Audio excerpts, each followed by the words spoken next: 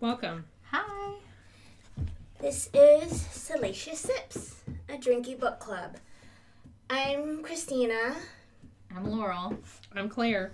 And hey, we've successfully started it properly. Yay! First try. First try in 11, 12, is this 13? I don't even know. Only took us 13? an indeterminate number of episodes. This is 13 Yeah. episodes.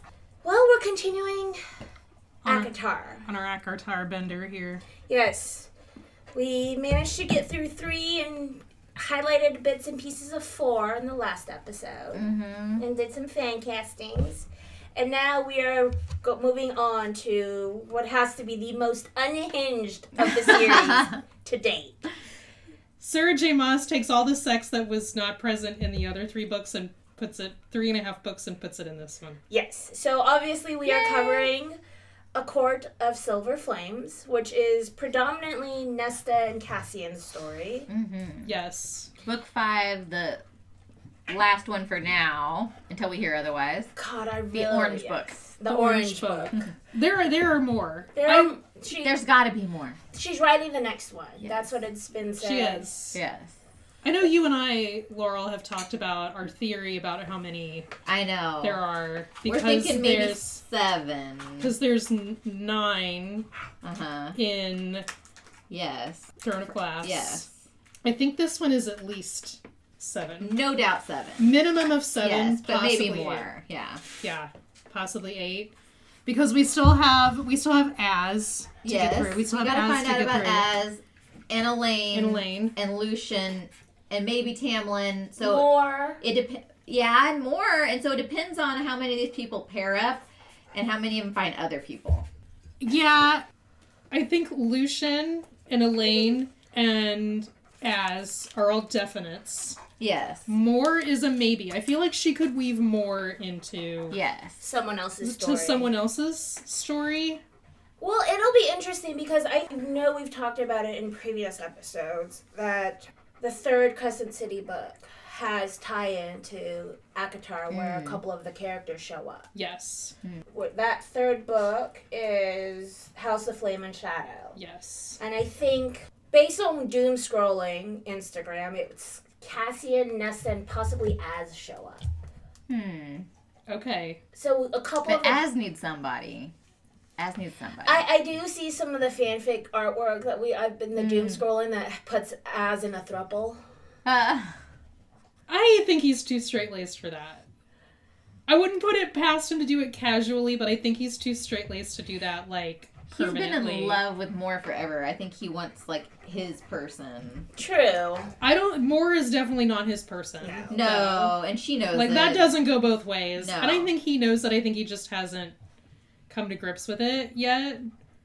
So yeah, tell us your Okay. coupley, booky prediction thingamabobs. Yeah, here we are already theorizing. I know. Yes. But that's the fun part. Yes, it is. And we should probably talk about what we're This drinking. book first. We should probably talk about the book. Okay. And the booze and the wine. Oh yeah, that's right. We did not put glitter in it because seriously, the glitter changes the flavor and texture. It does. It's fun, but... It's a fun butt. Been there, done that.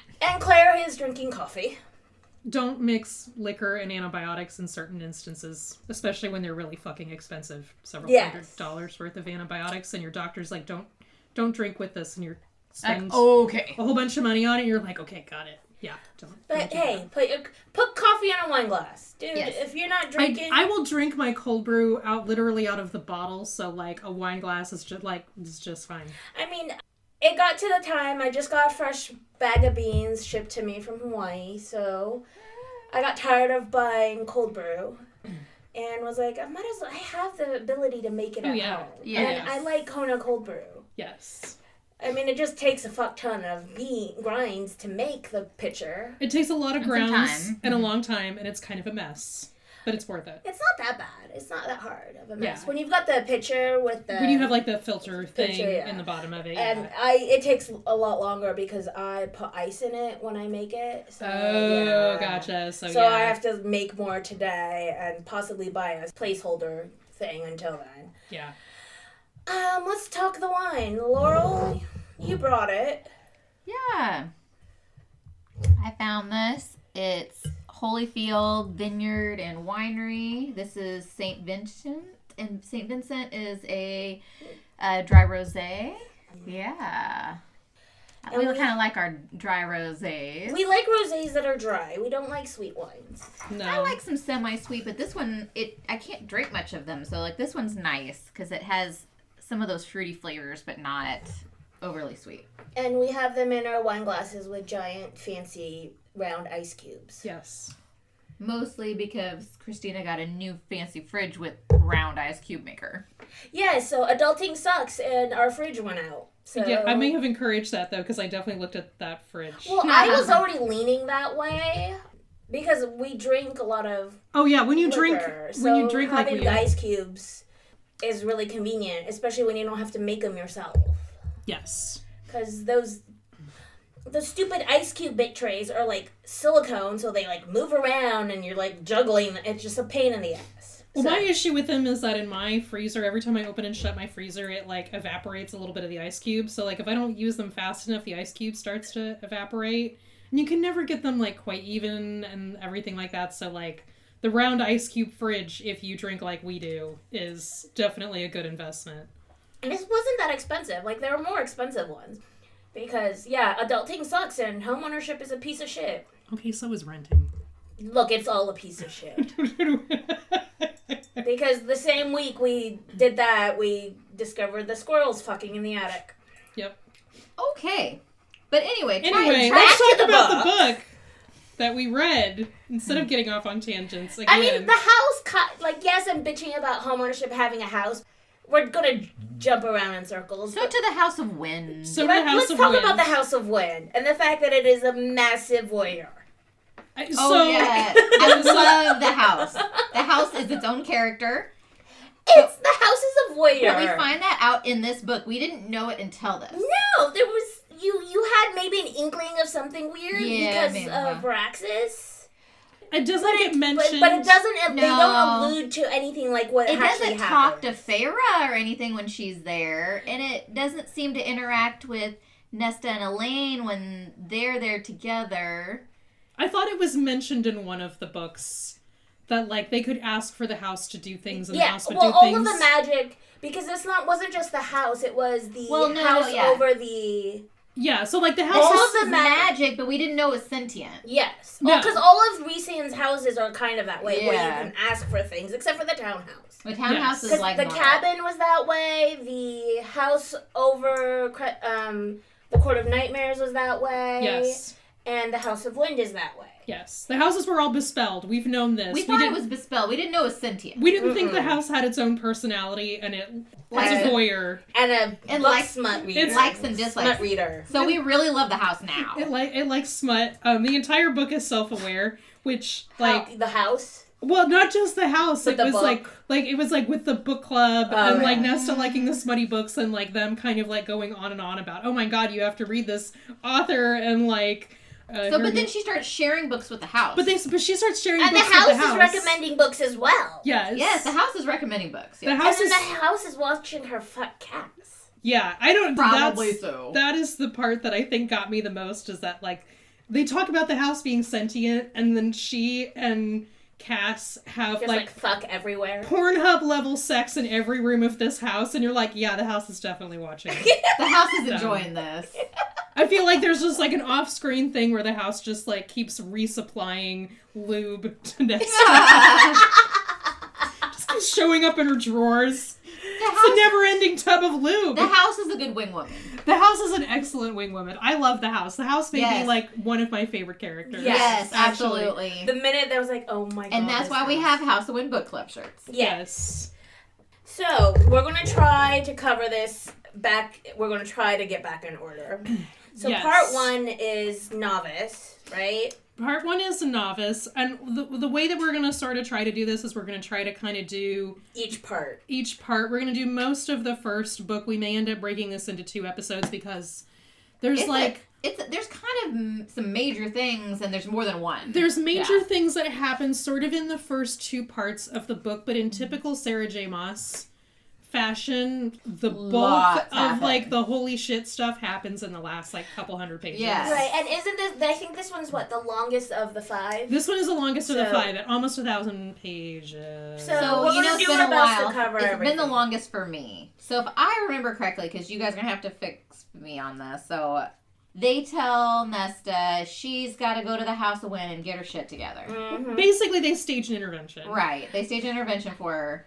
I do know that I see a lot is like where they compare what Tamlin did to Faerie to what they're doing to Nesta, and I don't Yes. think that's fair. I think she says that, doesn't she? She's the one that says that. You kind see a lot of it how they're horrible people for doing what Tamlin did to Faerie to Nesta, and I'm like, But okay, they didn't lock her in They're there. not. She didn't get locked in. She didn't get forbidden to go places No. to a degree. And it was an intervention. Like Faerie was just trapped. They gave Yeah. Nesta free reign for a year, Right. Like, and she just find yourself, do what you want. Like, you need to train.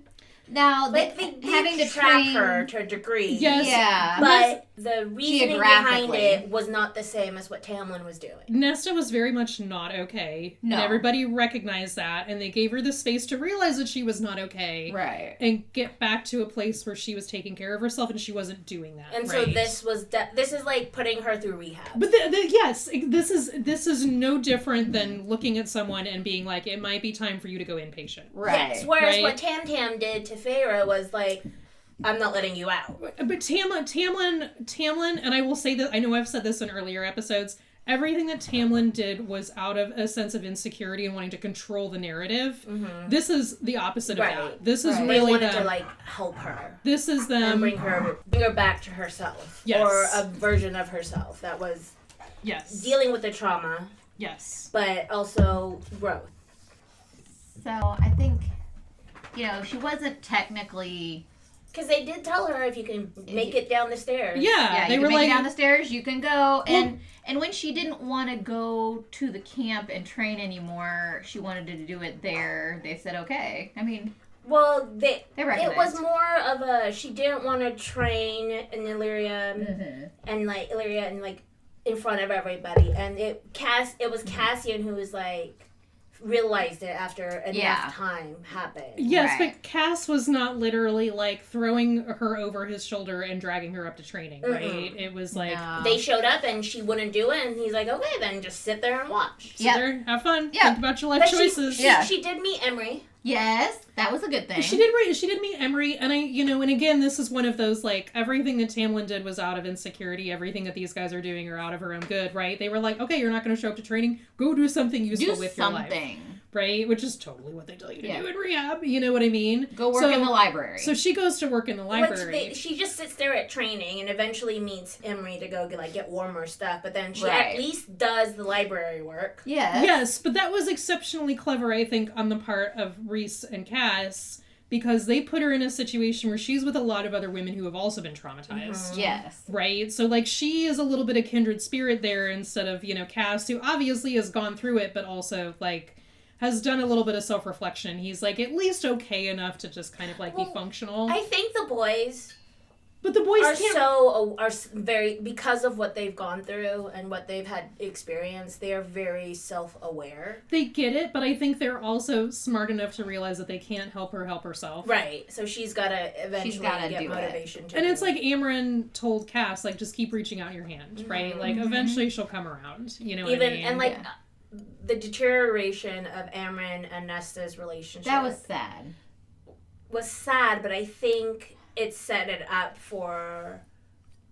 But like, that was... 'cause they don't really allude to it in the book itself until later on, right? You don't really know what happened between them. You just know something did. Yeah. No, but I think the substance of what happened is less important than that was a little bit of a turning point for Nesta. To, like, hit bottom. Yeah, that's Right. bottom, right? Is like the one person who believed in her was just kind of like, you're being a frigid bitch. Like, And I'm sometimes not going to let you I keep feel, on this way. Yeah, I feel like they pushed her to rock bottom a little bit. Like, she pushed it, but little Amren's like, let's let you hit bottom so you can start coming back out of it. Yes.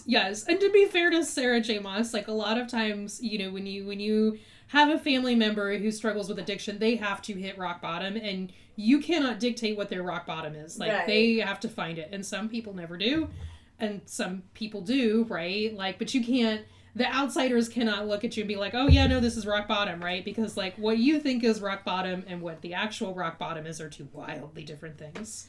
That made it interesting, and then them making Cassian try to play a courtier. I thought it was Az who was the courtier. No, Az is the spy master. Az is the spy master, but he was playing courtier there for a little while. No, You mean in the Cassian. beginning? I'm They make I'm Cassian. conflating Like, the two. Cassian That's doesn't really right. do it. He's a general. That's right. Cassian That's was always right. the general, Az, but because Az that's is so right. busy, because Moore is off in other lands, and so... Yes. They make him try to go schmooze I Eris, love right? that Cass's allergies are so bad in spring court. Yes. They're so funny. He's like, I can't stand it. Because seasoned. all of us are in the middle of it right now. Yes. With allergy season as well, so I'm like, same, dude, same. I am stabbed monthly to deal with that shit. I am lucky. I'm God. gonna knock on wood. I do not have I'm just- allergies. Wait, are your fingernails? Oh no! For a moment I thought your fingernails were the same color as my toenails. Just having a bad time. They're close. Well, also I have dirt because I just was gardening. But What else happened in the first part? She meets Emery. She meets Gwen. She meets Emery and Gwen, and she gets to be really close to Gwen. Like, Gwen is kind of the first, and it kind of comes up later, right? Gwen is, like, Nesta's first real friend. Yeah. Friend. Yeah, and like she's a little different than the other yes, ladies in there. But I think in Gwen, Nesta kind of finds somebody to defend a little bit. Yes. Right? Yeah. Like, Nesta can kind of be big sister a little bit to Gwen. that she wasn't able to be for Elaine. well, no, she was big Farrah. sister to Elaine. She Yes. couldn't be Not that so much for for Farrah. Farrah. Yes. But and then like you get some insight because of about how her mother shaped her. Yeah, you do. Yeah, you get a little bit of that flavor, right? Farrah didn't have to deal with the mother the way Nesta did. No, Farrah was, 7 when her mom died? Yeah. Her Farrah was really young when her mom died. I do see it a lot on Insta, and I don't know if you guys saw it, where there's always like it doesn't quite make sense that Farrah's the youngest in the way the Why? personalities are, Mm-hmm. because it like. But again, I'm an only kid, so I wouldn't know. Everyone feels But I like read a lot about like the first one being like a Nesta, yeah. and the youngest in a lot of stories is Elaine, not Farrah, as much. Well, I don't know. I'm not. The youngest ones are what are they? They're resourceful. They're very social. Like bend But the sometimes rules. the middle one is that way because the middle one is like forgotten, you know. Yeah, that's In some cases, different, so, forgotten, quote unquote. I don't know. Again, only kid, couldn't explain it. Yes, but you also have to remember that she talks a lot about how, like, Nesta was sort of her mother's child, and her dad gravitated more towards Elaine and Farrah. So I think that had a lot of an impact. And there's a lot of personality that comes in that, too. Like, Nesta is a classic oldest daughter, right? Like, has to do it all herself. Know too much about that. And then, like, Elaine and Farrah, I think, are just kind of, like, replaying the two child a little bit, just in a little bit of a different. But you also have to remember how much, like, things shaped them, too, right? Because, like, Elaine was old enough to remember a lot of what they had before their mother died, and they Farrah fell only into had like vague memories. so Farrah doesn't remember a lot of it. So Farrah played a weird part in that Nesta's depression and Elaine's kind of like depression as well to some extent, right? Like, yeah, but where the one was angry, the other one just kind of like Elaine drew into herself. Yeah, drew into herself. Elaine's more internal. She internalizes it. Nesta externalizes it. It'll be interesting to see how when Sarah J. Maas ever gets to Elaine's story, how that plays out. We also don't know a lot about Elaine. we don't. We really but just we didn't don't. know a lot about Nesta till this one. Right, exactly. I really And felt like we didn't. in this one you see a little bit more, and what I've seen is Elaine has a little bit of this hidden steel in her that you don't see in the other books. It comes out a little bit in this one. It comes out a little bit, but again, I don't think it's what Farrah or Nesta have, no. but she has a little bit of it. No, and I think Elaine is kind of fiercely independent in the same way that her other sisters are too. It manifests. It just manifests differently, right? And like you have to remember, Farrah kind of had a little bit of a reverse situation too, because she was the one who kind of like took over taking care of the family to some extent. So she plays a really interesting youngest child, oldest child bridge weirdness kind of thing. And Farah also, and she's doing that again as High Lady with her sisters being there. And remember, Farah has had longer to come to grips with who she is, and she came into it in a very different situation. Mm-hmm. Like, there is a certain amount of consent that came with how Farah became Fae, and it was very much non-consensual on Elaine and Nesta's part. Right. But all of them became Fae kind of traumatically. Yes. And not to say that it's not traumatically, but we have to remember that like how Farah came to it and how Elaine and Nesta came to it, or whatever. Because Farah went and fought for them. Whereas, she fought for them and they she died and they brought her back. Yeah. Whereas the other two were shoved in a pot. Yeah. Yeah. That was the image I got when they got shoved in a cauldron. It wasn't like a big bathtub thing. It was they got shoved in a pot. And I'm like, I don't know why that was the image that went into my head. I gotta say, I have seen a lot of reels about take me, put me in the pot. Like, right? Yes. Make me Fae. Let's see. So it's part 1 where we find out about Baby. Yes. Because of the shield Reese puts around we find out about in part 1 the baby in part 1. We know that she's pregnant in part 1. We don't find out like the rest of it. And they're all hiding it from Farah. They're all hiding it from Farah, which is that's in the second part. A capital S shitty move. But that they put the shield around her. Yeah. Wait. But there's a lot of discussion. I remember thinking that was really suspicious the first time I read through it. Yeah, so like, why are they shielding her? I'm like, this is really very weirdly suspicious. That she just got this perpetual shield around her that Reese is trying to play with magic-y thing. Well, but the fact that she has this super powerful shield around her and she's just kind of like shrugging it, just like, oh no, no, it's fun. Look, Reese is just having fun with shields. And I'm like, this is very And Farah is like, haha, I have to try to figure out how to break out of it. Very out of character for her that she was just kind of like okay with it after all of the Tamlin bullshit, right? She's strong. She has a lot of powers. But she is also stubborn as hell, right? Yes. So like, I just thought it was very weird that she was just kind of like, haha, no, Reese is just having fun with shields, right? I thought that it was, I was just like, Baby. Yeah. I was like, this is when Baby happens. I was like, something weird is going on here, kind of thing. Yeah. Although you would think that, like, the people who literally live in that world who kind of know how all of this goes didn't even... Well, the shield also blocked her scent, so they couldn't smell the change. That was one of the major things. But you could smell the baby. But still, I think they would all find it very bizarre that all of a sudden they can't, like, she's shielded so strongly they can't even smell her, and nobody was like, this is weird. They can't even, like, hug her or kiss her on the head like they normally do. I'm just like, why are you doing this? This is profoundly fucking weird, and nobody is questioning it because we're too busy trying to get Nesta back on the right track. And to be fair, Az is off doing, you know... stuff on the Queens. And more. Spy shit. Amryn is sleeping with... Moore's on for a lot of the... Moore's off on the continent. Amryn's running the place. Amryn's... to a degree. And fucking Varian. Fucking Varian, mostly. And to some extent running the place, right? So, like I told you, I sent you guys, I was like... Renee Jean Page as Tarquin, but I feel like he could do a good Varian as well. I think he could. Because we see more of Varian and then Tarquin, so I'm like, maybe we just have him as Varian. Anytime where I can see more of him makes me happy. You know him from, like, Bridgerton, and so he's got the more serious vibes, but then if you remember Dungeons and Dragons, where he was so ridiculous in that movie. He was yes. I think he could totally pull it off. I think he would do good with Varian. And then... But he's also like, I'm going to back up my woman. Yeah. Like, yes. I'm not going to say anything. Amryn's running the show. And this is... Part 1 is also the first time Eris flirts with Nesta in Springcourt. Mm-hmm.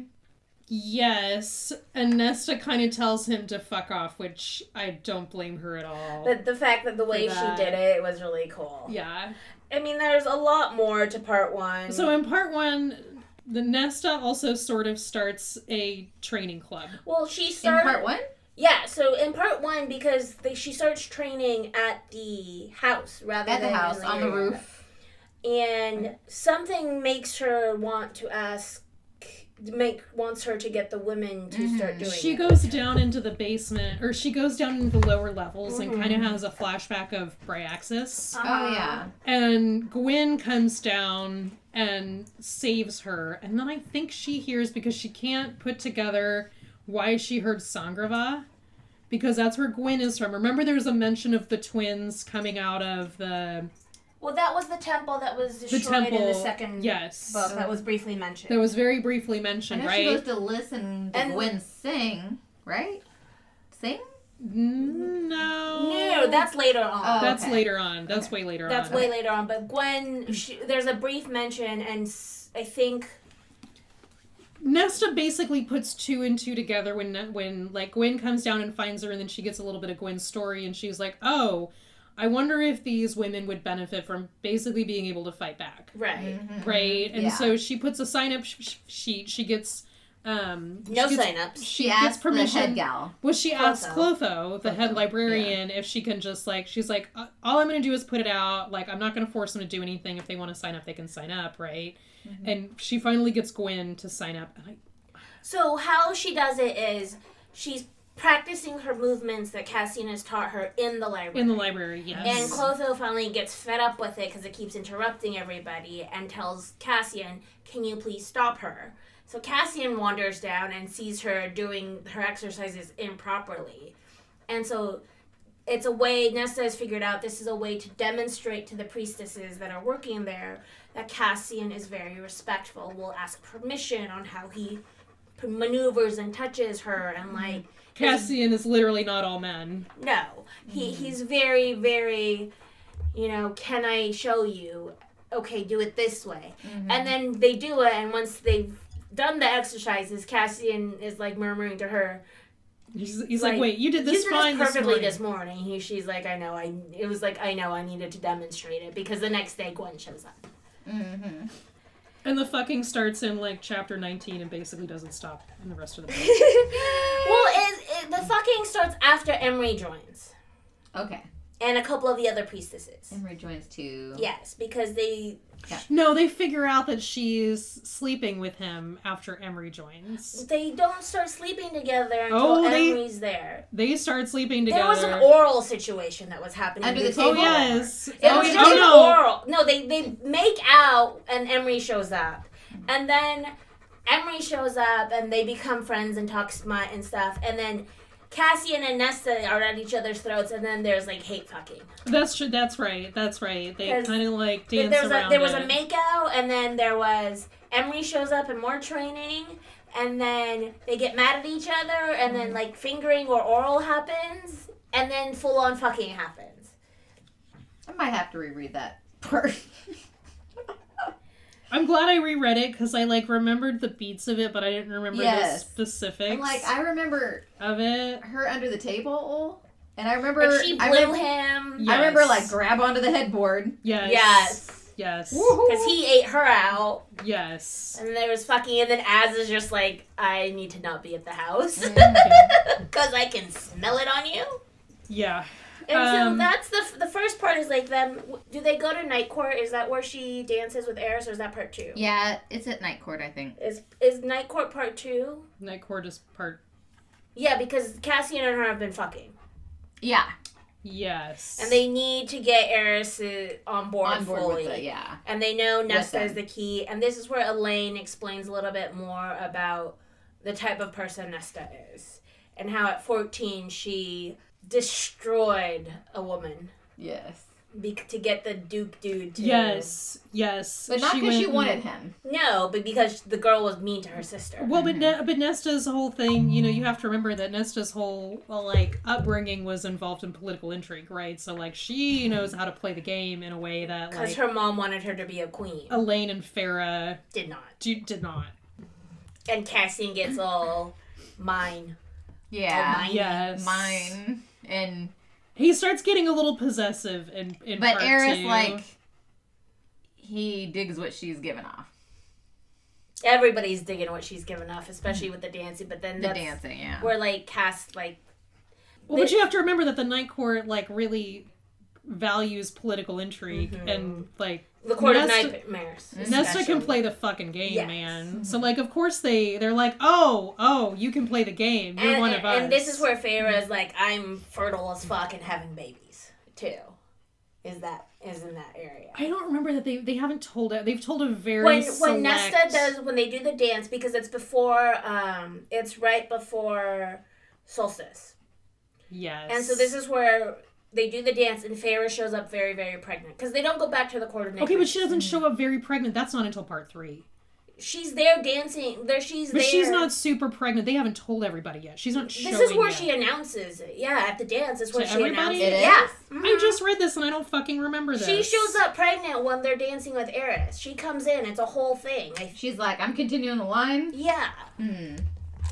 Because it's very rare to have children in Fae. Like, they only have their period every so often. Yeah. Like, she had to help her sisters through, right? Their first time. Apparently they have horrible periods. And somewhere in there is also a dread trove gets mentioned. Oh, okay. So the dread trove shows up. Well, they talk about the dread trove in the first part, but it really doesn't pick up until the second part. Okay. I mean, yeah, they mention it. That's partially why they need Eris. Hold on, Dan. So 'Cause they go after the dread trove has 3 different parts, right? Yes, it has the crown, the mask, the crown, and what's the other thing? Shit.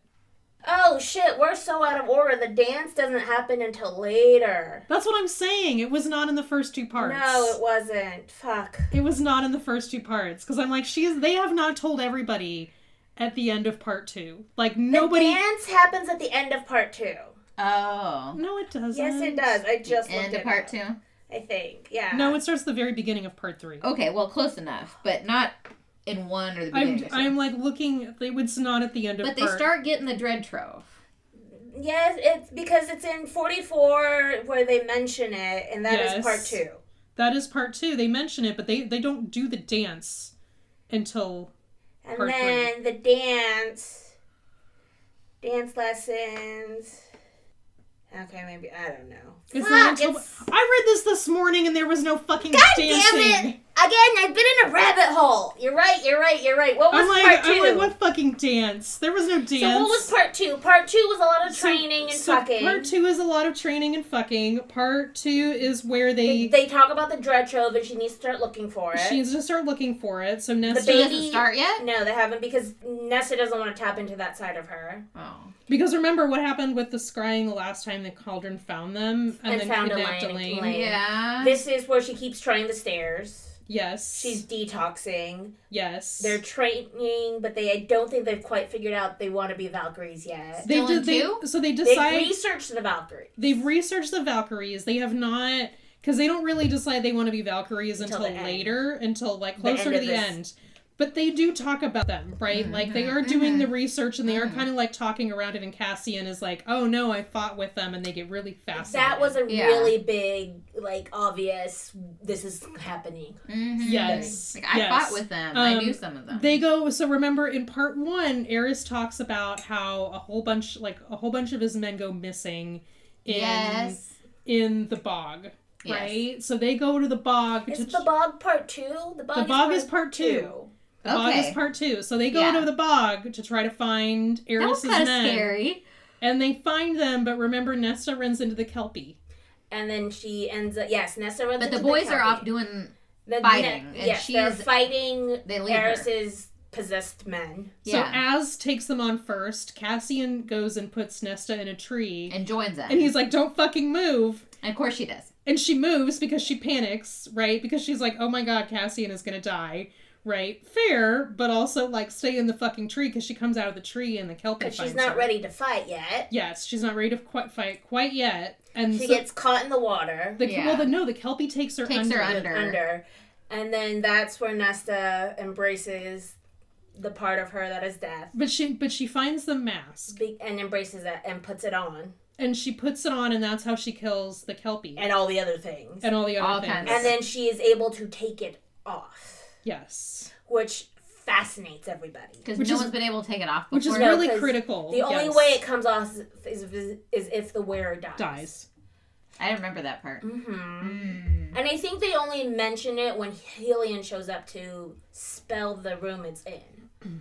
Oh, yeah. But Hellion looks at the he looks at the mask and he goes, "Oh fuck no, man." He's like, "Nah, it's cursed." Yeah. He's like, "That shit's cursed." Of course, he also makes an entrance with his Pegasus. And he nopes the fuck off, right? After he teaches them. And he's like, "Do you want to know how to unlock it?" And Nesta's like, no one's fuck like, no. But that's where Hellion finds out that Faera's pregnant. Remember? Because Hellion's like, "I'll take you on my Pegasus." And she's like, "I can't, or Reese will kill me." And he's like, "The fuck?" And she's like, "I'm pregnant." Because Hellion knows who she is, right? Yes, well, because they're friends. Yes. Hellion and Reese are friends. And he knows how she is, yeah. So, I mean, that's really kind of like the big... And this... No, this isn't where it is. Because then what happens is they trap it, and then Cassian takes Nesta into Valaris, and they go to the blacksmith. Yes. Oh, yeah. And Nesta forges a dagger. And a sword. A sword. She forges 3 things. A great sword, a dagger, and then something else. Another sword. The blacksmith takes it to the estate. He takes it to Reese. And takes it to Reese and like, "I don't want this. They're cursed." He's like, "They're cursed." And then so they find out that she, essentially Nesta, created a new trove. Right. Yeah. She can create her own trophies. And this is where Amryn brings up the magic's coming back, old magic's coming back, the powers that the sisters have gotten. And the last time this happened, there was a High King of Prithian. Yeah. And she basically implies that Reese could be you. I was trying to put Prithian and Reese together and come up with Reese. He implied that Reese... She implies that Reese could be High Lord. High King. And Reese is like, fuck this He's shit. like, fuck that. Because the last time the High King happened, his queen killed him. But Amryn makes a very excellent, very foreshadowing point that, like, if Prithian were to mount a joint force against the powers of darkness, as it were, the queens or whatever, they would Hybern and everybody else. They would win, but if they try to do it individually, it's not going to work. It's the whole united we win, divided we fall. And the whole foreshadowing of the one who doesn't want it will be who does it best. Hero's journey. Yeah. Yes. But I think it's fun that it's like, and it makes sense because like Amryn points out a couple of big things, like how else do you explain your extra power? One, right, as the most powerful High Lord that Prithian has ever seen. Mm-hmm. How else do you explain the High Lady and her sisters coming back as Fae, but Fae with extra powers? Yeah. Spicy Fae. Yeah. Literally. Spicy Fae. I mean, because Fae comes back with all of the High Lord's powers. Nesta comes back with death magic, but more than just plain death magic. She's got extra because she fought the goddamn the pod. But she's literally taken the place of the Bone Carver, basically. Because the Bone Carver was death, right? Or was that the Weaver? The Bone Carver... Well, they were all kind of... The Bone Carver, gods, the unnamed priest, the unnamed brother, which they name in this book. Koshai. And then the Weaver are all lords of death. Gods of death. Yes. Death gods. She's like Nesta death, is a different flavor of death god. But she's like death incarnate. Yes. To some extent. Like, but it's the power that she takes from the cauldron. Yes. She's got death, but also more because she fought the pot and won. And Elaine came back a seer, and it doesn't sound like a lot of... The cauldron gave that to her because she was so... Well, the cauldron gave Elaine the power of a seer, and it doesn't sound like a lot of the Fae have the seer ability. No. So that's a special magic. No, but it was kind of like the cauldron liked her and gave it to her. But they talk about why would the cauldron give them magic and turn them high fae? But it's implied that Nesta took the power of death from and the cauldron was pissed. She didn't realize that that's what she took. She just took something. She was just pissed and just kind of like fought it and took it. But it's an interesting point that is made, and it does call back to book 1 where Tamlin asks, didn't she tell you about us, kind of to Feyre when they first meet, about the Fae?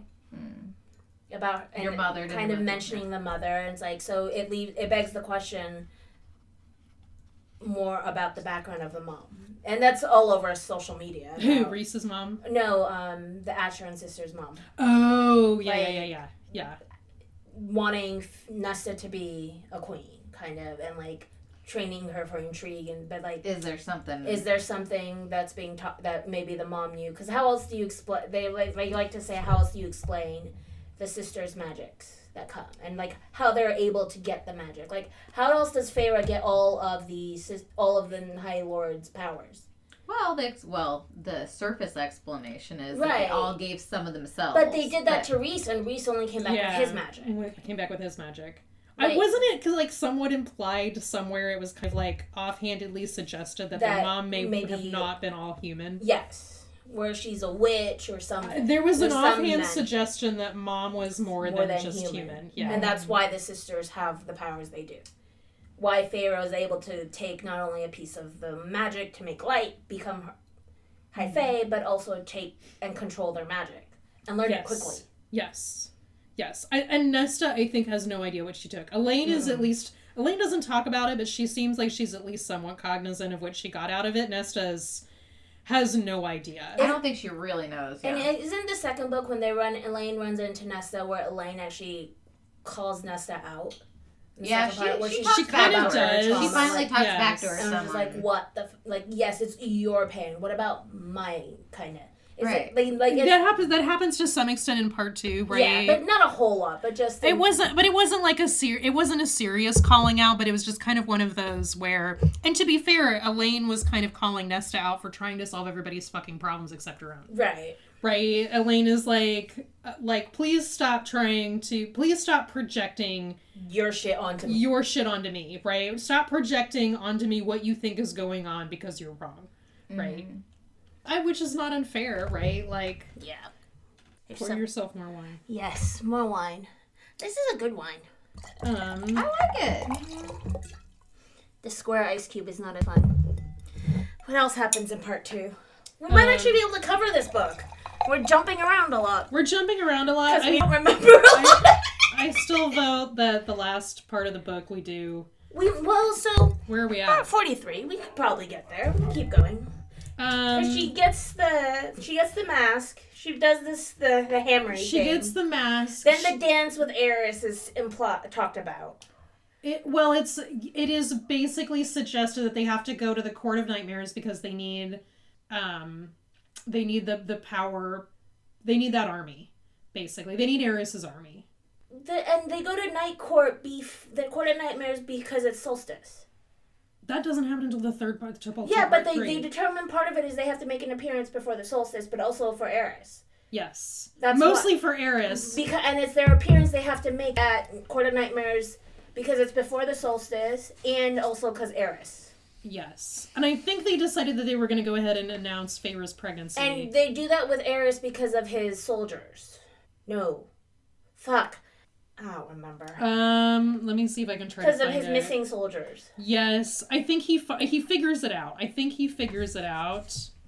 He does figure it out because so what happens with so in the bog, remember, they kept 3 alive. Nesta gets captured. They kept 2 alive.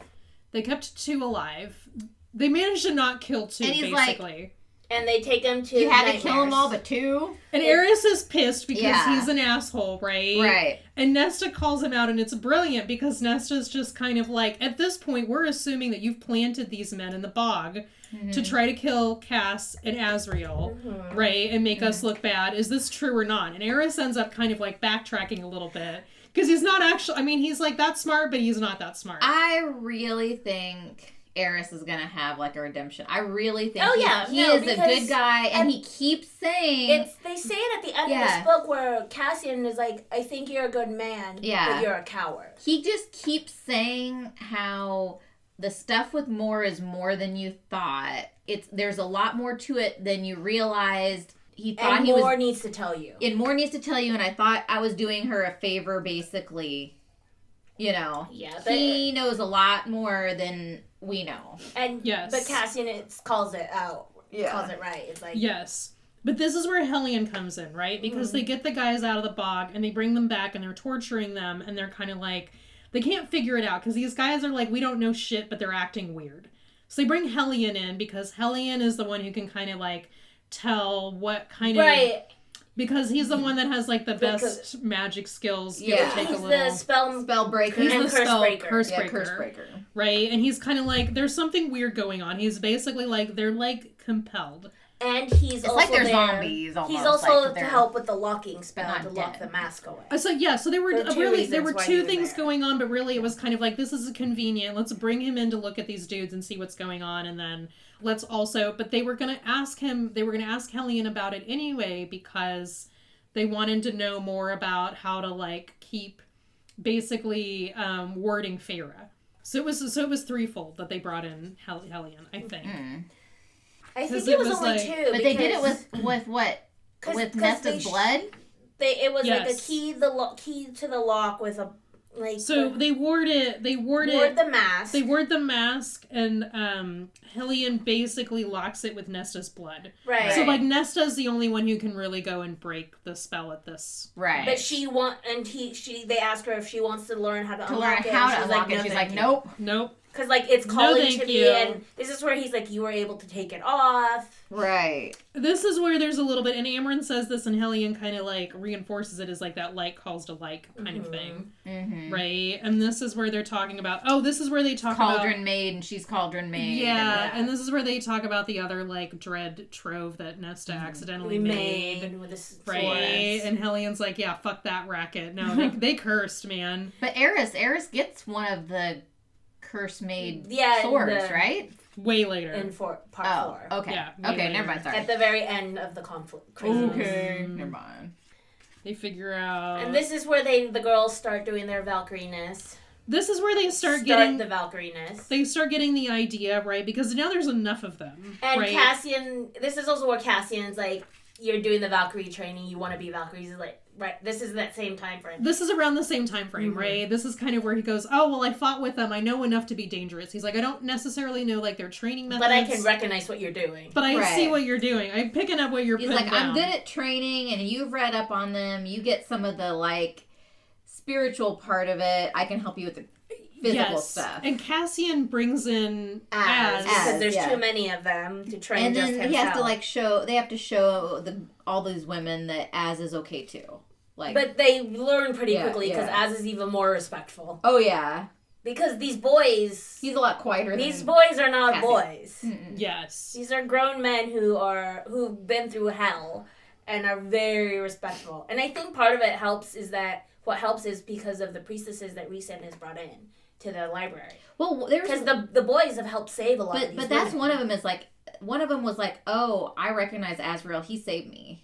You know? I can't remember which one. But one of them was like... It was Gwen. Was it? Mm-hmm. Okay, she's like, That's the one why that there's saved a me. lot of Yeah. Gwen and Az. Yeah, pairing. yeah. She trusts him. He saved her. And then this is where the dancing practice with Moore happens ahead of the solstice. In part That's not- that's They're like- part 3. that's not We're until not into part part three. 3. We're not at part 3 We're just not? yet. Oh. No. We're still at the end of 2. Oh. Yeah. I'm just lucky to remember what's in this Because book, we're way guys. out. We're way out of order. Because Lucian, they call Lucian in, and Lucian is like, Oh, yeah. oh yeah, no, she's a mess. Like, Oh, that's right. They want 'Cause remember- Lucian wants to see her training. mhm. And then Lucian is just like, oh, Holy- she's scary. holy fucking shit, man. Like, nuh-uh. And though everyone else is like, she's not that scary. He's like, look at what she did to the stick. Because she has the silver flames. Like, look what she did to the stick. Yeah. It's Okay. burning. No. They only bring Hellion in once because he comes in on the Pegasus. Yeah. Right. To Yeah. the nightmares. To the court. Right. Court of Nightmares to lock No. the I think it's the house on top. They're of on the house Nightmares. over the nightmares. The house on top. It's yes. He Where comes to they the house. and that's to lock the dread trove. He comes to lock the The dread mask. trove, Lock but the that's where he mask. finds out that Faerie's Faerie's pregnant. pregnant.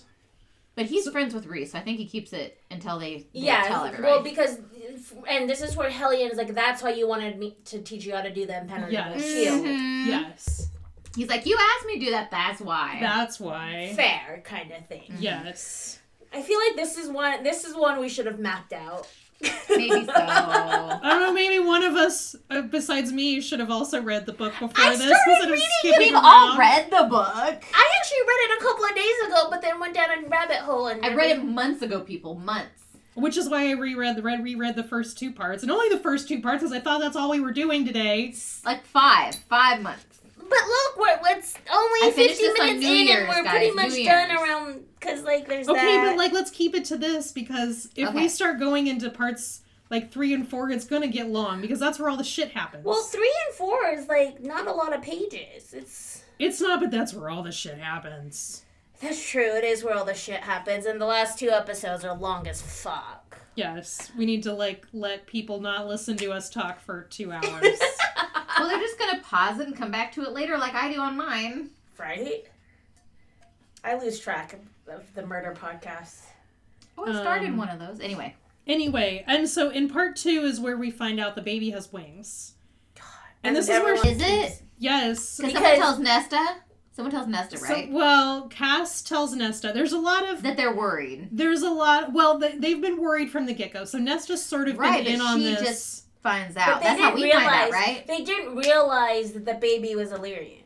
Oh, that's right. Because when they made the baby, Faerie shapeshifted into an Illyrian. Right. No, it's talked about in the first book, right? They or just in the figured first part. since he's like half Illyrian, that it wouldn't be a problem, but she had shifted into Illyrian. So the baby's mostly Illyrian. Right. And he doesn't have... When they have sex. The baby doesn't have Reese's ability to call and recall the wings, as far as we can tell. As Why far as we not? can tell, yes. As Do far most as Illyrians not? I guess So not. no, Illyrians are born with their wings. Reese is the only one that has the ability to call his wings at will. Yeah, and put them away. And Remember, of course, Faerie. Cass Well, and... Faerie shapeshifts. Faerie- fully. Fair's a shapeshifts. shapeshifter. But remember, Right. Cass and Az never put their wings away. Oh. Because they can't. Because they're just full Illyrian. Yeah, because Cass brings that point up. He's like, but Nesta's not even Illyrian. And Reese is like, well, she was when we were doing it. Faerie was an Illyrian, not Nesta. Sorry, Faerie, Faerie. yeah. Faerie is an Illyrian, yes. And they're like, why doesn't... Then my whole thing is, why doesn't she just shapeshift back into an Illyrian?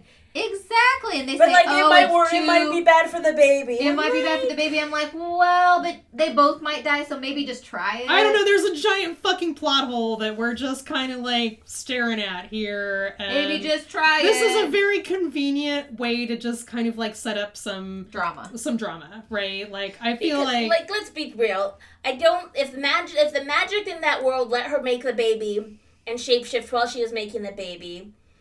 So they made the baby, but then she shapeshifted back into her normal form. She can shapeshift back and didn't lose the baby. right? yes, but they're saying that it's really Maja. So why don't they just switch back? Because, like, if it was going to cause her to lose the baby, she would have lost the baby when she shapeshifted And if back. it's an Illyrian baby, I can't see why it would be upset for her to change into an Illyrian. They're like, shapeshifting might make her lose it. It's like, but she already shapeshifted once. Yeah. Preggers. Yeah, she shapeshifted back. But I guess they're saying it was so early, it wasn't a big deal because it was like at conception. But I don't know. This is just like a very like it's forcing this. It's forcing this a little bit, but I feel like there's more to this that we don't know yet. We still haven't cast Amryn. No, We have to cast Glenn. we don't have to last cast ones them right now. Let's finish this. Yes, let's finish it, but also what we're going to at the end. So anyway, Okay. basically the net of this is that Faerie's baby has wings, and Faerie does not have the hips for the wings to come through safely. And all babies. Only Illyrians would have that. Only Illyrians have a birth canal that's shaped properly for that. And they talk about this ad nauseum, so you know it's going to come up in the rest. And at there the is end no of the book. such thing as fairy C-sections. No. So here Why we are. not? I don't know. They're like, everybody always dies when that happens, and I'm like, we're fucking magical and we can't just Do C-section. stop the bleeding? Mm-hmm. Maybe? I don't know. Anyway, this feels like it's a very flimsy plot device, but there's more. But there's a reason. There's reasons. There's more to this, right? And basically Reese is fucking panicking, right? Because he's basically like, Faerie's gonna die. And but he's over. And is part 2 where Amryn finds out about the pact that Faerie and Reese made? I think this is when they find out. About- they're No, like, this is when Faerie finds out that About everybody... no, but the pact that Reese and Faerie made, the bargain they struck, where they go together. No, we don't find that out until part 3 or 4. Okay. They don't talk about this. Because it's mentioned in a previous book. Yeah, it's mentioned in a previous... But they don't realize it's actually a formal bargain that's tattooed on Feyre doesn't even find out that the baby has wings and she's in danger until like 3. the very end of part 2. That's like... It's only because Nesta's super pissed That's like at the her. end of part 2. But to be fair, that was a very shitty thing they did to Feyre. It was a shitty thing, but that's not why Nesta told her. She told her to hurt her. Yes. But they should have Reese should have told her from the circle beginning. should have told her, and Nesta shouldn't have told. But Nesta told her not to give her a truth, but to hurt her as much as possible. But to be fair, everyone sucks here. Oh yeah, Yes. You know what I sucks mean? here. Like everyone sucks. Everybody made a really bad decision. Everyone sucks here in this particular situation, right? And like Nesta feels bad about it, and this is sort of the turning point for Nesta, right? Because like they go and have the fight, and Reese tells Cassian, "You have to take her away, or I'll kill her." Well, but there was a little bit of to back up a little bit. They had agreed because of the sword. Because of the sword. Because of her trope that she created. So Amryn and Reese were like, "Don't tell Nesta that she created the trove."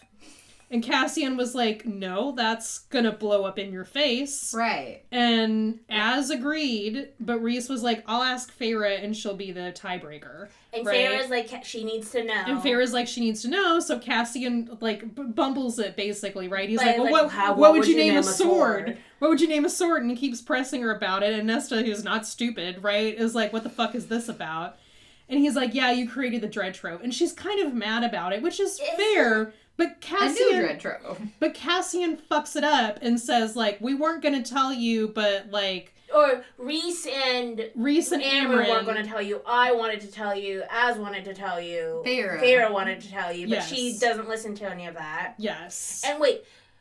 So she's got the mask. She's got her trove. It doesn't talk... They haven't gone for the second. They haven't gotten... What's the one she goes to the prison for? They haven't That's the harp. The crown. Okay. They don't have the crown. That was the other thing, is the harp. The harp was the second trove. The crown, they haven't... So the crown happens in book 3. Part 3. 3 or 4, yeah. I think it's in 3. Closer to the end, yes. But anyway, but that's why, and she goes to talk to, oh God, why did she go? She went up to the house to talk to Feyre about something. And I think it was because they found out about this. She found out about the blade. Yeah. Oh, that's right. She found out about the sword and she was mad. So and she stormed down all the stairs. So she goes down the 10,000 steps or whatever it is. Wanders into the house and screams and yells and does she goes to shit. yell at Amryn because Amryn was the one who said no, right? And then yells at and then loses her shit. And Amryn, she walks in and Amryn is like full on in flagrant with Varian, right? So Varian like basically hops off and nopes the fuck out of there, and I don't blame him for that. And finds Feyre. And goes and finds Feyre because he's like, oh shit, they're gonna kill each other, which is completely fair, right? Well, I think Feyre show up and is like, oh God, she's gonna Varian kill. got her. Yeah. And then so they start screaming. So the 3 of them are like fighting. I mean, Feyre basically shows up and she's breathless and she's like, I took a bus, right? And like, if you know, you know, and that's when, like, Feyre comes back and is just kind of like, stop being a frigid bitch, right? And like, Nesta we did this to protect you, and she's like, bullshit, everybody's been not telling you about your kid to protect you. How shitty does that sound? And she was basically like, y'all are no better than Tamlin, right, at this point. And then Feyre kind of, like, panics, obviously, right, but takes it in stride because... So Rhysand shows up, because... And is losing his shit, and, like, Nesta sees this and takes off. Right. Well, but Rhysand never actually shows up. Feyre goes and yells at Rhys. Yeah. And Cass, and he's like, you better get rid of Nesta because I'm going to kill Cass, take her away. Because I'm going to kill her. And so they take her into the forest and she goes camping. And basically, then Feyre is like, Rhys feels bad. And Cass is like, well, he'd better feel bad. He's an asshole. Well, and this is where Cass has forgotten that Feyre can mind speak. As well, because she just kind of like doesn't use it at all. Yeah, she just sneaks into his mind and is like, Rhys says he's sorry, and Cassian's like, the fuck, I forgot you could do that. But he takes Nesta basically to the side of the mountain, and then force marches her. And like just trying to work it out, not realizing that she is punishing herself. Well, but Cass realizes that like she needs some fucking space, man. And so she also needs some like physical exertion to like blank her mind. Yes.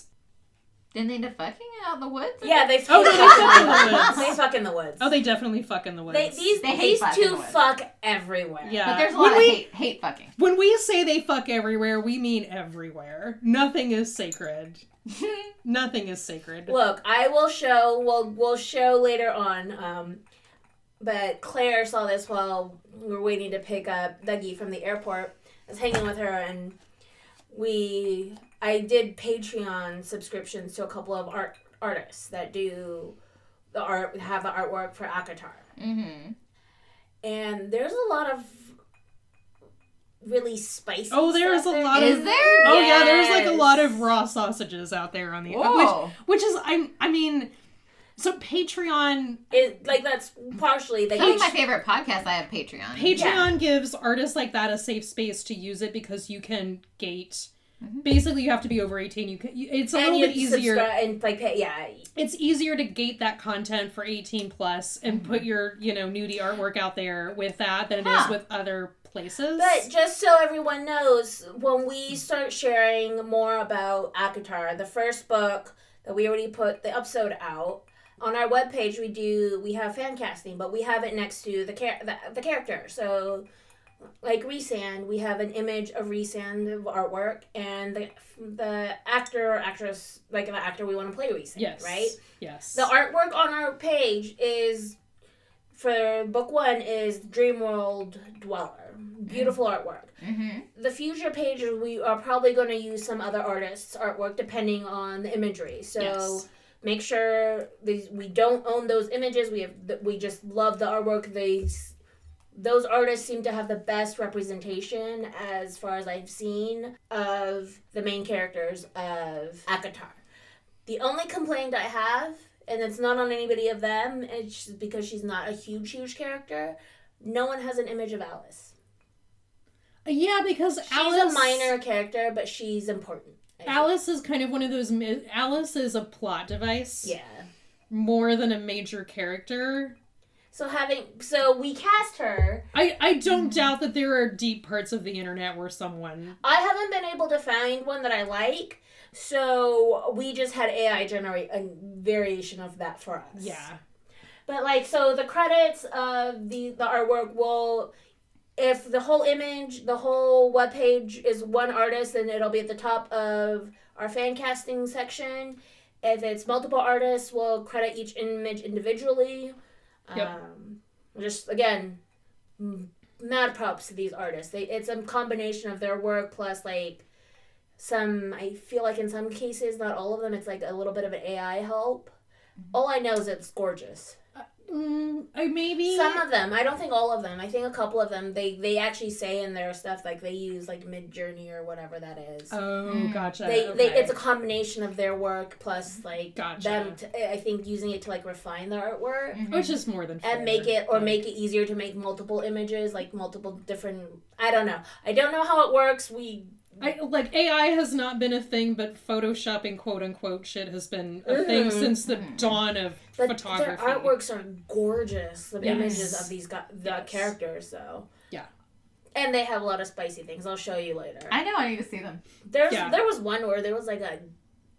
There's one of the boys in the sauna, and they have improbably sized equipment. There's one where... Tree trunks. Where I think Farah's got a threesome going with the Bat Boys. Whoa. There's they're just random couplings. There's a lot Reese would not be having that. Mm-mm. There's a lot of Amarin and Varian. Yes, there's a lot of spicy. So I like that couple. Yes, they're fun. But again, if you want to see those things, go to those artists' Patreon or in at least Dreamworld Dweller, her webpage. That webpage has more work. So just go and subscribe. Do it for a month or two and get all that great, beautiful work. And see the spicy shit. And to segue out for a second, that is the end of part 2. Yes. Is where Feyre finds out that the baby has wings and it might kill her. Cassian and Nesta are fucking in the forest. They're fucking on the side of the mountain. Okay, that's the end. Okay, now we can go back to being off topic. Yes. We're going to try to keep these episodes, because the last few have been long as fuck. But we do need a fan cast. We do need a fan We've cast. been working on it. So I did send the message about Amryn to the girls about who we think should do Amryn. Anna Sawai. I do like her. I think she's good. She is from Shogun. And she does, I think she's good. Yeah. I think she makes sense as Amryn. She can pull off kind of that aloofness that we kept saying, like, no, they can't do the aloofness. No, they can't do aloofness.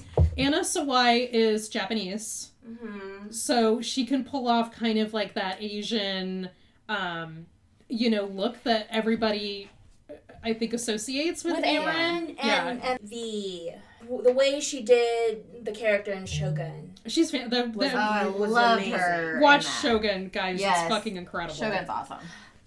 Like her yeah. face with maybe like a She like won- a short she won bob and like, She won an award. I think so. Yeah. She was like the first. Emmy. She was the first, I think, Japanese American woman to win an Emmy or something like that. I remember it being a big fucking deal and being like, yeah, do it, girl. It was amazing. So, what does she make sense with next to Renee Jean Page? Because those two pair together. That could work. I think she could. I think I think it'll Anna work. Sawai has a bigger range than we think she does. And I think that Roger Jean Page has a bigger range than we think he does. I'm sure. Yes. Roger Jean Page can definitely do kind of like the comedic, like he can play both sides of it. Like he was in Dungeons, he's hilarious in Dungeons and Dragons. Oh, Anna was in F9. She was in Fast and the Furious. She's part of that family. Oh, see, there you go. There we go. Emery, shit, what is that woman's name? Oh God, also in Fast and the Furious.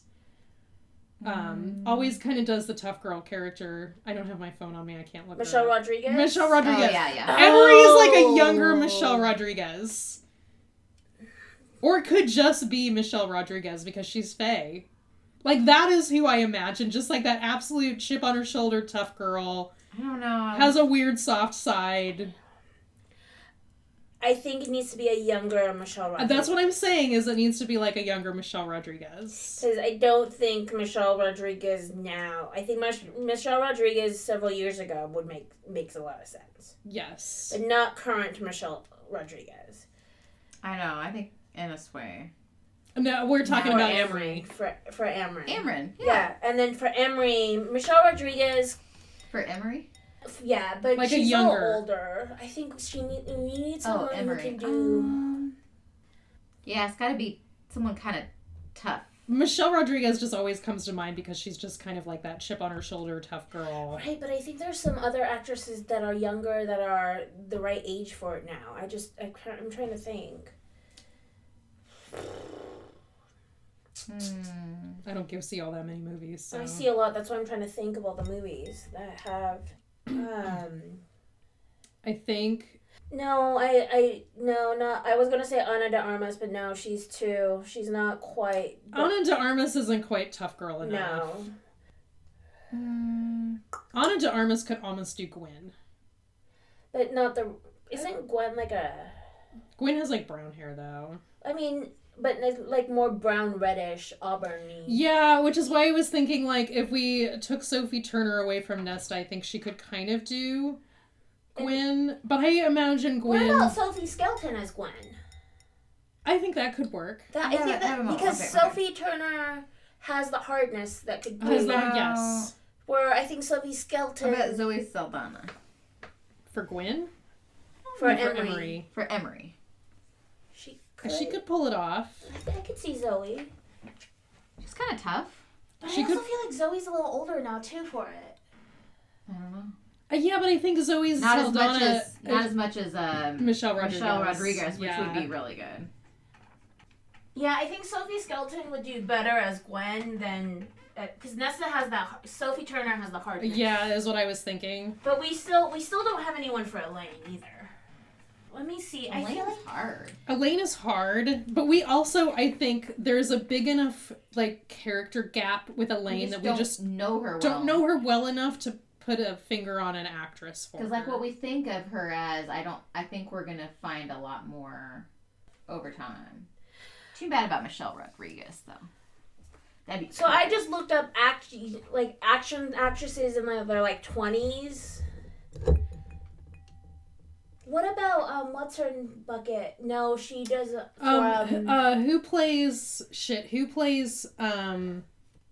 who plays the young version of Emma Darcy's character in House of the Dragon? Shit, what is her name there? And their names all sounded the same to me. The young Rhaenyra? Rhaenyra, yes. Who played the young Rhaenyra? That's who I'm thinking for Elaine. Oh.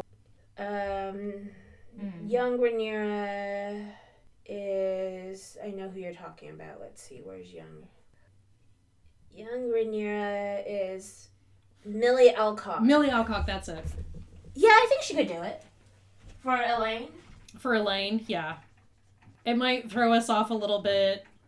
I mean, she will have to likely be recast when the next book comes out. Yeah. So we do have... Now, we'd probably have to get somebody younger for Faerie, because Millie Alcock's not that old. Millie's 25. What do we have for Faerie? Well, Anya is in her 20s, too. I think Faerie would end up being Anya over Anne Hathaway. Yeah, because we have a couple. Let's try to... But Anne Hathaway was kind of like the vibe I was going for, not necessarily like the actress. So we think Tam should be Skarsgård. Yes. Do we still think Glenn works as Lucian? Yeah. Okay. Maybe. So I think we have our potential Yeah. final casting. The more I think about it, I feel like Florence will have the range that Moore needs. Yes. So I think we have the final for the mains. The only thing we're missing is Eris. Oh, yeah, we need Eris. Oh. So Eris is another redheaded... And he's got to be older than Lucian, because Lucian's the youngest. Right? So who do we have as Lucian? Glenn. Oh, Glenn.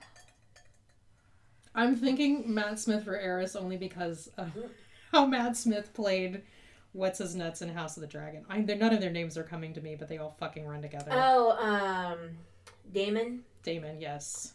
What about the Sam guy from Outlander? Sam Heughan. I don't know that he could pull off looking older than Glenn Powell. Oh. He is older than Glenn Powell. Is he? Uh-huh. I mean, it could be Sam Heughan. I just don't know if he can be... Sam Heughan, I don't know that pretend to be sinister. I don't think Sam Heughan pulls off the bad guy act. But I don't think he's really a bad guy. I think he has to pretend to be the bad guy. Because Sam Heughan was kind of a bad guy in a movie that I saw. But he doesn't, like, Sam Heughan is, maybe I just see him as Jamie a little too much. So I saw him in The Spy Who Dumped Me. But he's kind he of wasn't like... the bad guy in that one. He was the bad guy in Bloodshot, the Vin Diesel But he's like action kind of movie. like a ha-ha funny bad guy, not really like a... He wasn't bad at it. Take him seriously. He wasn't that bad guy. at it, is it? I don't think he's really a bad guy. I think... Eris isn't really a bad guy. He's being portrayed as a bad guy, and he's... Yeah, that's true. So let's put him... kind of biding his time. He's like, okay, I'll lean into it, but I'm not really a bad guy. That's fair. I bet Sam Heughan could lean into it. Because there's, like, really, in the grand scheme of things, Eris is in all of 30 minutes out of the 2-hour movie that is the rest of the book, right? Right. I'm sure he could do the cocky thing, like when they meet up with him and when he dances. Because he did a decent job as a bad guy-ish in Bloodshot. It wasn't a great action movie. It was fun. It was stupid as hell. Yeah. I mean, I love those movies. It's a stupid Vin Diesel movie. But that's not his fault. No. But it was a good action flick. And then I think with the right direction, Sam Heughan could pull it off. We should probably at some point cast the other High Lords, even if they don't show up very much.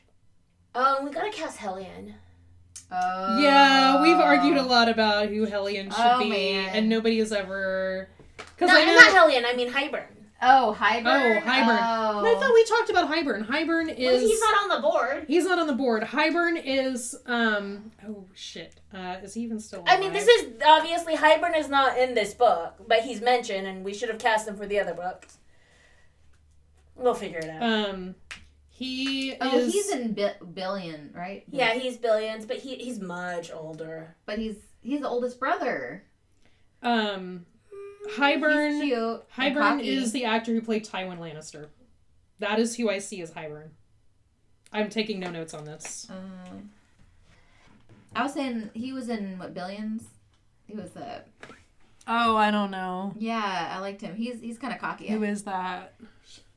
They asked for Dan names. something. I don't like him. I like him. He's not attractive enough. I'm trying to find that actor's name. His name, Charles Dance. Like, maybe because he has played... Damian Lewis? Damian Lewis. I don't know who the fuck that is. Is that it? The guy from Billions. I haven't watched Billions, so I have no idea who the It's fuck this good. is. It's good, but like... I have so much other shit I have to get caught up He's a on. good- I don't need he's another... I can see He's Charles cocky. Dance He's as a good bad Hybern. guy. Then there, the main. Hybern isn't quite like main, but he's important to the story. The High Lords are important to the story. Yeah, we still need our Hellion. We haven't... Yeah. Well, we need Hellion. He's got to be super attractive, a little bit older, and he's got to, like, swing both ways. Yeah, he's kind of got to be this character who can sort of, like... Appeal to everybody. Yeah. He needs to be, like, an ambidextrous batter. Okay. You're going to put in a whole fresh board just for him. No, for High Lords. Yeah. Secondary. Because, I don't know, Hellion to me is, like, Idris Elba, but he needs to be a little younger than Idris Elba. Like, that's the vibe I'm going for, but... Well, he's got to be... Because if Renee Jean Page is Varian. He's got to be Glenn Powell's dad. He looks like Glenn Powell's dad. Oh, God. I mean, they're fae, so they don't like age. I could just have Glenn Powell play both. Wouldn't that be hilarious? I would like that. That actually might work. Wouldn't that work, you think? Have him play the dad and him. Yes. And then no one realizes, like, it's really We just also him. have to, didn't we decide, like, isn't the theory that, like, Hellion is actually Lucian's dad, No, too? it's not a theory. It's actually talked yeah, about in book 3. yeah. That's what we're saying is, like, yeah, I it's know definitely you his said dad. Idris. For Tarkin? Michael B. Jordan. That could work. That could work. He has the range. That's for sure. We got Tam, Rhysand, Helion, Tarquin, Thesan. Who am I missing? Tarkin's wife? Am I thinking of the right one? Callius. I'm missing a High Lord. They're all Is that mangled. Winter? They're all mangled up to me. Isn't that Winter? Yeah, this is That's winter. Winter. This is summer. Summer. Okay, let's Because isn't So this Tarkin's... Who is Moore's friend? Isn't that Tarkin's wife? summer. That's Summer Callus's wife? Winter's. is day. Winter's wife, right? Yeah. Winter's wife. Thesan is dawn. I can't fucking keep them all straight, man. He is winter. I don't have enough brain cells to do that. Oh, Baron Yeah, we Yeah. can't forget Baron. Yeah. is autumn. Autumn. So we've got day, summer, dawn, winter. 1, 2, 5. Okay, that's all of them. I don't know about these guys yet. We need to look at the artwork of how they are drawn. Well, and I need to like think about their... Yes, we haven't thought about the High Lords at all. Because Baron needs to be another, like... Douchebag older man. And we still need to cast Jurian and Vasa because they play in this book. Jurian, at Very least. minor, yes. At least Is they're Jurian, not. like... At least they're not a bajillion characters like in some of the other Joaquin, books. Yeah, but like... Yeah, that's true, but we're not like fan casting Game of Thrones. Like... No, thank God, that'd be a pain in the ass. Woo. Anyway, I don't know. Thoughts, prayers, thingamabobs about. We need to think more about our fan cast, and we'll have a whole nother episode. Yes, we have plenty. So you got time And to we'll think about probably do a wrap-up episode of everything, like a happy hour where predictions for future books or whatnot Yeah. we'll cover. Yeah. And do a full wrap-up rundown of our fan casting. Obviously, we're not going to be reading this book yet because we're not done. This was like... This book took chili peppers from other books Yes, And- we will say that. and shoved it into its vagina. Like, Thank God! It's about time she got to it on the 5th book. I know, right? she was like, I've been holding back on y'all for 3.5 books. Could have done this the whole time, but no. No. I don't think we've come up with anything weird or funny enough in this episode to title it as far as I can tell. Besides, the house watches them fuck. Yes, that's a good one. The house does watch them fuck. That's just... The house is a voyeur. I don't know. I'm enough of an exhibitionist where I'm like, I don't know if I could fuck in a house that watches. Look, man. No. The house watches, but no one else can see it, so that's okay. But this book was so self-aware. I think that's why I like this one. I think this one's actually my favorite. I think because it's, like, so self-aware in, like, that first, like, third of the book where, like, Sarah J. Maas was like, oh, I figured it out, man. And she's just, like, serving up the fan service. You know? She's just like, okay, are they gonna fuck? Yes. Is the house going to give Nesta smutty books to read? Yes. Is she going to share it with her friends? Yes. Oh, book club is in the third part 3. Yeah. They've started the book club, but they've started the book club, like. They've started the book club, but they haven't had the sleepover party. They haven't had the sleepover party. Yeah, that doesn't happen until part 3. That is fun. But, the book club has started, and they share it with Gwen, and they're like, here's a tame one, and Gwen comes back, and she's like, beet red. She's like, if that was tame, I don't want to know what the rest of it is. God. And the other two are like, ha ha ha. And you're like, that's like me and some of the books I share with you guys. And you're like, point taken, Sarah J. Maas. I mean... I don't know, I think it was the book club that I was like, oh, she knows exactly what's going on, doesn't she? Right? Kind of thing. Yeah. Yep. I don't know. Like I said, I think this one's my favorite. Just I really enjoyed reading this book. Obviously, you can kind of tell what the rating is going to go, guys. I mean, we loved it. It was unhinged as fuck. Spicy as hell. And the wine is pretty damn good. Yeah. I mean, this one was like a solid... I'll say like a 4 wine. Yeah. Way kudos to Holyfield. It's got just a touch of, like, sweet that's cut by the nice tart. Yeah. That makes it really nice. I always have a hard time with Midwestern wines because they tend to lean towards, like, the really sickly sweet. Yeah, this is not a sickly sweet. Yeah. Most of the ones that are more native to the area are super sweet, like Concord. Yeah. Yeah. We're not big fans of super sweet. No. Unless it's in the sangria that makes you black out. I don't mind one. I just can't drink more that than one of anything. That sangria was like 90% like grain alcohols. It's supposed to be wine with some other shit in it, but that's not that way. Look, there's an exceptional amount of vodka. It's supposed to be like brandy sangria. And some fruit and shit. And... There's vodka and rum and I don't know. Sometimes I. Are you sure that's sangria? And then sometimes I put cachaça. It was a mixed drink masquerading as sangria. Yeah. That is only the second time in my life I've blacked out and it was your sangria that did it, Christina. Mm-hmm. Yeah. I passed out on her bathroom floor. I don't make it very often on purpose. No, I'm never drinking it again. You can't. Don't do that to us this next holiday weekend coming up. Oh, no. Yeah, this is coming out after Memorial Day. Don't worry, I don't plan on it. Hard pass. All right, so next time we will cover the rest of A Court of Silver Flames, guys, and hopefully we'll remember what happens. All right, girls. Yeah. Yay. Oh, like, listen, and subscribe. And share and shit. Do that. Do the things. Cheers.